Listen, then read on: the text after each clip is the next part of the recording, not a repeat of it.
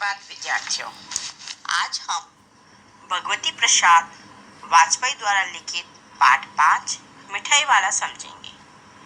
मिठाई वाला एक दिल छू लेने वाली कहानी है। इस कहानी का मुख्य पात्र एक फेरी वाला है जो कुछ महीनों के अंतर में आकर गलियों में घूम घूम कर बच्चों को लुभाने वाली चीजें बेचता है। बच्चे भी उसकी आवाज सुनकर दौड़े चले आते हैं। वह खिलौने वाला गलियों में घूमता हुआ कहता, बच्चों को बहलाने वाला, खिलौने वाला, और इसी अधूरे वाक्य को सुनकर बच्चे का झुंड उसे घेर लेता। वे पैसे लाकर खिलौने का मोल भाव करने लगते। वह छोटी छोटी नन्ही नन्ही उंगलियों से पैसे लेता और खिलौने वाला उन्हें खिलौने दे देता। बच्चों की इच्छा अनुसार उन्हें खिलौने देता। किसी बच्चे के पास पैसे कम होते या पैसे न होते तो भी वह उन्हें खिलौने दे देता था। बच्चों को बुलाकर रोहिणी ने पूछा, ये खिलौने तुमने कितने में लिए? बच्चे बोले, 2 बच्चे हैं जिनका नाम है चुन्नू और मुन्नू। वह खिलौने लेकर अपनी माँ रोहिणी के पास पहुंचते हैं। तभी रोहिणी उनसे पूछ लेती है। रोहिणी सोचने लगी, इतने सस्ते खिलौने कैसे दे गया वो? 6 महीने बाद मुरली वाले के आने का समाचार फैल गया। मुरली बजाने में वह एक ही उस्ताद है। आपस में लोग बातें करने लगे। मुरली बेचता भी है, सो भी 2-2 पैसे में। इसमें उसे क्या मिलता होगा? वह मुरली वाला 30-32 का दुबला पतला गोरा युवक बीकानेरी रंगीन साफा बांधता है। उसका स्वर सुनकर दौड़ते हाँफते हुए बच्चों का झुंड वहां उसके पास पहुंच जाता है। तभी विजय बाबू पूछ लेते हैं, कितने की दी मुरली? वह बोलता है, दी तो वैसे 3-3 पैसे के हिसाब से है, पर आपको 2-2 पैसे में दे दूंगा। विजय बाबू बोले, देते होंगे सभी को 2-2 पैसे में, पर एहसान का बोझ मुझ पर लाद रहे हो। अर्थात विजय बाबू का कहना है कि सभी को 2-2 पैसे में देते हो, लेकिन ये एहसान मुझ पे कर रहे हो कि मुझे 2-2 पैसे में दे रहे हो। ये तुम मुझ पे एहसान का बोझ डाल रहे हो। यह तो ग्राहकों का दस्तूर होता है।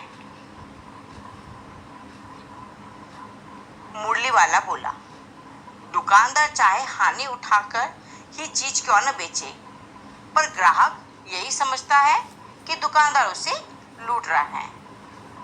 मुरली वाले के कहने का मतलब है कि चाहे दुकानदार कितने ही कम पैसे में नुकसान उठाकर ग्राहकों को कुछ चीज देता है, लेकिन ग्राहकों को हमेशा ऐसा ही लगता है कि वह कुछ न कुछ तो कमा ही रहा होगा। 8 महीने बाद सर्दी के एक दिन रोहिणी छत पर बाल सुखा रही थी। उसी समय नीचे की गली में सुनाई पड़ा, बच्चों को बहलाने वाला, मिठाई वाला। झट से रोहिणी नीचे उतर आई। आकर बोली, ए मिठाई वाले, इधर आना। कितनी मिठाई दूं माँ? रंग बिरंगी, कुछ खट्टी, कुछ मीठी, जायकेदार। इन गुणों के सिवा ये खांसी भी दूर करती है। पैसे की 16 देता हूँ। दादी बोली, 16 तो बहुत कम है, भला 25 तो दे दो। वह बोला, नहीं, अधिक नहीं दे सकता। रोहिणी ने दादी से कहा, दादी, इससे पूछो, तुम इस शहर में पहली बार आए हो? मिठाई वाला बोला, पहली बार नहीं, और भी कई बार आ चुका हूँ। उसने कहा, पहले यही मिठाई बेचने आए थे? मिठाई वाला बोला, नहीं, इससे पहले मुरली, और इससे भी पहले खिलौने लेकर आया था। इन व्यवसायों से भला तुम्हें क्या मिलता होगा? उन्होंने पूछा। गंभीरता के साथ मिठाई वाले ने कहा, मैं भी अपने नगर का एक प्रतिष्ठित आदमी था, अर्थात बहुत ही जाना माना व्यक्ति, सज्जन धनी व्यक्ति था। मकान, व्यवसाय, गाड़ी, घोड़े, नौकर, चाकर सब थे मेरे पास, ऐसा मिठाई वाला कहता है। स्त्री सुंदर थी, 2 बच्चे भी थे। विधाता की लीला अब कोई नहीं है।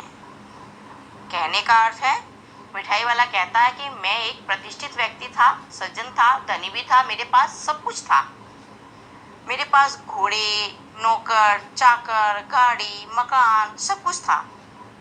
एक सुंदर स्त्री भी थी और 2 बच्चे भी थे, लेकिन किसी कारणवश दुर्घटना में वो सभी अब नहीं रहे।